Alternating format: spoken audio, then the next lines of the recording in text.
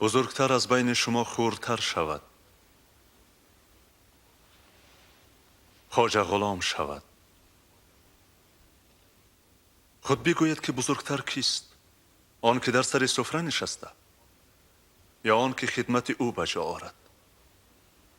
البته آن که سر سفره نشسته است. ولی من میان شما خدمتگاری هستم و شما کسانی می باشید که طی همه سنجش های من در پهلویم بودید و من مثل پدرم ملکوت خدا را به شما میراث میگذارم تا در ملکوت من از سفره من نوشید و خورید و در تخت ها نشینید و بر 12 پشت اسرائیل داوری کنید. پس خواهین میان ما نیست. شمعون، ای شمعون، صبر بکن.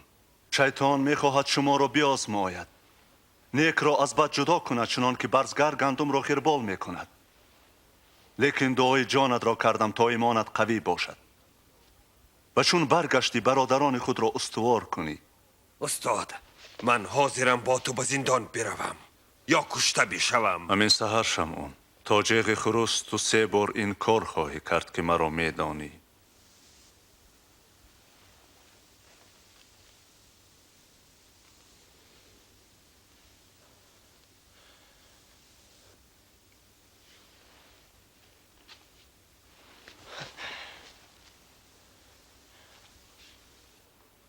وقتی شما را به موضع و همیان فرستادم به چه احتیاج داشتید؟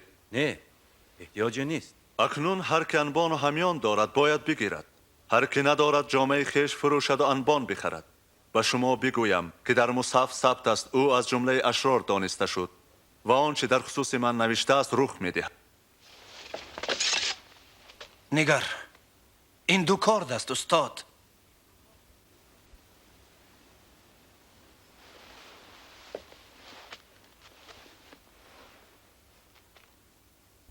همین کافی است.